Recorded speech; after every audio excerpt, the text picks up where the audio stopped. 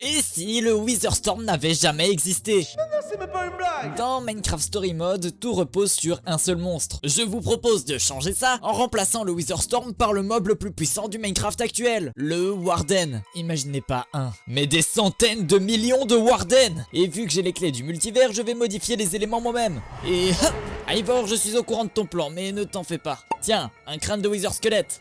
Je suis ton allié. Oui, oulala, je suis Ivor, je suis trop content. Maintenant qu'il m'a laissé cela avec le command block, je vais pouvoir le trafiquer pour remplacer le Witherstorm par des Warden. Ayant réussi le concours de l'Endercon, nos héros sont invités dans le dôme de celui-ci, ce qui leur permet d'ailleurs de rencontrer Gabriel le guerrier, une légende vivante. Cette magnifique soirée avait très bien commencé, mais un petit barbu nommé Ivor décide de faire monter un command block sur scène. Ivor active alors sa commande, mais un problème survient, le command block commence à se fissurer. Un Warden sorti du sol. Gabriel, cette fameuse légende, a étonnamment peur du Warden. Mais ce n'est pas tout, parce qu'une dizaine d'autres Warden commencent à sortir du sol. Tout le monde commence à crier, mais comme vous en doutez, ce n'est pas la bonne solution. Les Warden sont attirés par le son. Un massacre a alors lieu. Gabriel tente d'amener un maximum de civils, dont nos héros, dans son temple. Une dizaine, puis une vingtaine, puis une trentaine et même une centaine de Warden sortent du sol. Seuls nos héros survivent. Gabriel sait qu'il est foutu. Il donne alors une amulette à nos héros. Alors qu'il se fait massacrer, les adolescents décident de l'abandonner et de partir dans le Nether, sachant que dans tous les cas, ils ne pourraient rien faire. Nos amis tombent sur les Oslo, une bande de trous,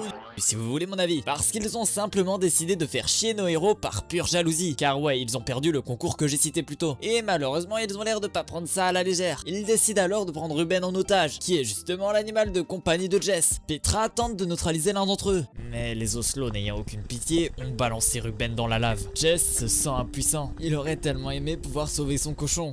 Axel décide de tous les prendre dans ses bras, il saute dans un minecart se trouvant à proximité, et grâce à lui, ils arrivent à s'enfuir de justesse. Le minecart les conduit vers un autre portail qui débouche sur l'Overworld. Nos héros décident d'un peu explorer les alentours et finissent par se perdre dans la forêt. Jess et ses amis tombent sur le temple de l'Ordre de la Pierre, un ordre légendaire dont Gabriel faisait partie. Après avoir évité quelques pièges, ils finissent par tomber sur la pièce principale. Et sur un mur se trouve une carte. Carte qui, avec l'amulette, donne l'emplacement précis de chaque membre de l'ordre. Malheureusement, l'emplacement de Gabriel n'apparaît pas, laissant supposer qu'il est succombé au combat. Axel propose d'aller chercher Magnus, le maître en termes d'explosion. Mais Olivia s'oppose. Elle pense que ce serait plus astucieux d'aller voir Edelgard, qui est la meilleure ingénieure au monde. Jess décide d'aller à Redstonia, jugeant plus utile d'avoir une ingénieure dans la poche. Axel, ne voulant pas se plier à ce plan, décide de rester au temple. Après quelques jours de marche, nos jeunes amis arrivent finalement à Redstonia. Mais étonnamment,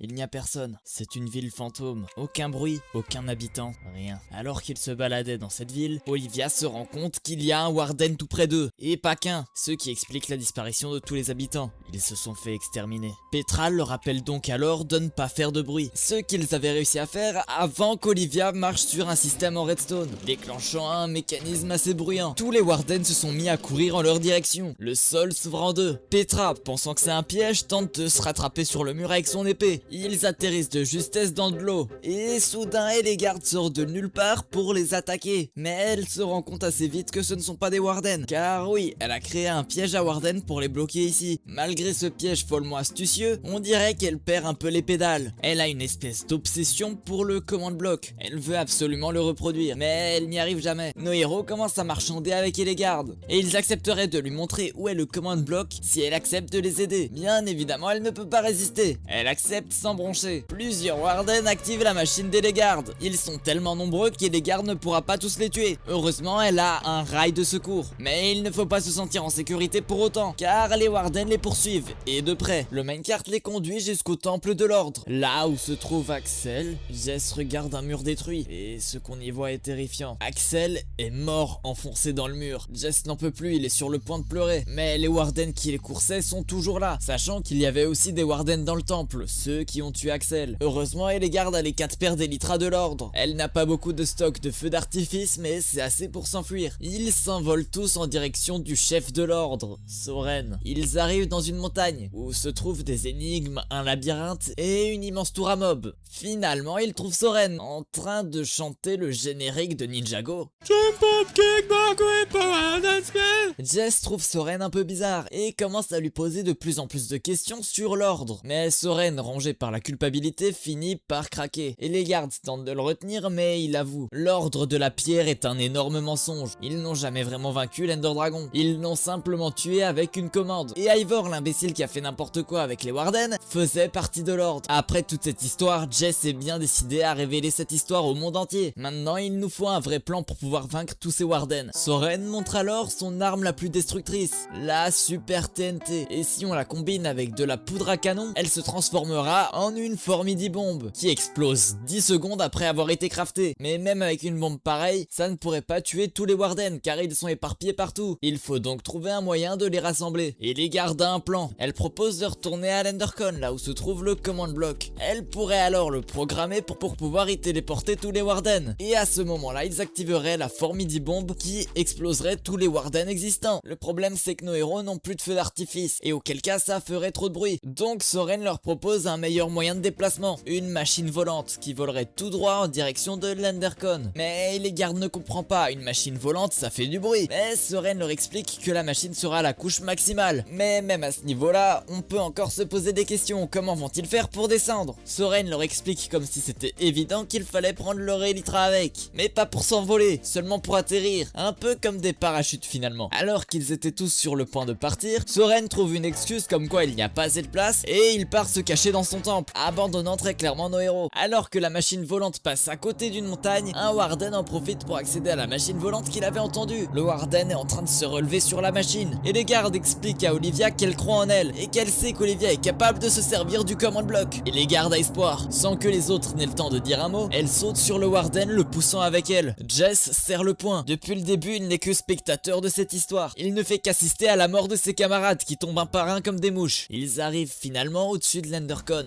Jess et Olivia descendent dans le dôme de l'Endercon, alors que Petra passe directement par l'entrée, éliminant furtivement quelques Warden un par un, en les prenant par surprise. Olivia tente de comprendre comment fonctionne le command block. Pendant ce temps, Petra se fait attirer par un Warden. Il lui a pris la jambe et est en train de la tirer vers le sol, comme s'il était en train de l'emmener dans une autre dimension. Ne voulant pas prendre de risques, décide de s'amputer la jambe. Pour survivre, elle décide de prendre son épée et de s'en servir comme une jambe de bois. Olivia est en train de finaliser le command block. Elle propose de se sacrifier, mais Jess refuse. Petra s'interpose alors et elle leur impose que c'est elle qui va se sacrifier, pour la simple et unique bonne raison que Soren lui a passé la meilleure armure au monde. Même face à une telle explosion, elle peut survivre. Jess et Olivia prennent alors la décision d'aller se réfugier dans le temple de Gabriel. Ils retournent dans le portail pour être en sécurité dans une autre dimension. Mais dans le Nether se trouvent encore les Oslo. Les Oslo comptent bien prendre le dessus face à ces retrouvailles, mais Jess, sous l'énervement, décide de se venger. Ils sautent alors sur leur chef, le poussant dans le portail. Malheureusement pour lui, ça crée pas mal de boucans, ce qui attire pas mal de Warden. Comme vous vous en doutez, il ne va pas s'en sortir longtemps. Le reste des Oslo se soumettent à Jess, car en réalité, c'est des moutons qui choisissent simplement de suivre le plus fort. Petra est dans le pétrin. Elle va devoir crafter la formidibombe et en 10 secondes seulement activer la commande. Parle bien évidemment de la commande pour s'abonner à la chaîne, car comme vous pouvez le voir autour de moi, mon vaisseau est en miettes et j'ai besoin d'aide pour qu'on le répare. Heureusement vous êtes là. Chaque abonnement donne de l'énergie à mon vaisseau, donc oui, j'ai besoin de vous pour que vous me donniez l'énergie qui me permettrait de redécoller. Et n'hésitez pas à rejoindre le vaisseau en rejoignant le serveur Discord. Elle crafte alors la formidibombe. Elle saute littéralement sur le command block et active le levier. Des centaines de milliers de Warden sont maintenant condensés dans ce dôme et ils n'ont même pas le temps de se rendre compte qu'ils ont changé d'endroit que la formidibombe explose. À la place du dôme se trouve un énorme cratère. Quand nos protagonistes sortent du portail, ils voient une horreur. Tout a été détruit et rien n'y a survécu. Nos héros courent vers le centre du cratère, mais quoi? Un portail? Cette densité de Warden a réussi à créer une brèche avec leur monde, ouvrant maintenant l'accès à tous les Warden jusqu'à notre monde. Des milliers de Warden réapparaissent sur la map. Leurs efforts ont été vains. Surtout qu'ils ne savent pas où est passée Petra. Olivia propose une autre solution. Le command block a survécu à l'explosion et on peut théoriquement réécrire des commandes avec. Olivia n'a qu'une seule proposition en réserve, c'est d'éradiquer définitivement tous les Warden, peu importe leur dimension ou leur position. Le problème c'est que le command block est endommagé. Ça pourrait avoir comme conséquence d'éradiquer plus de la majorité de la civilisation, ce qui serait un massacre. À ce moment précis, Olivia se fait massacrer par un Warden, car elle avait fait trop de bruit en expliquant son plan. Jess, les larmes aux yeux, doit faire un choix. Laisser les Warden et vivre dans un monde apocalyptique, ou éradiquer tous les Warden, mais avec une forte probabilité d'éradiquer une partie de l'humanité avec, ce qui mettra des milliards de morts sur son dos. C'est une grande responsabilité. Est-ce qu'il va prendre le bon choix? À vous d'en décider.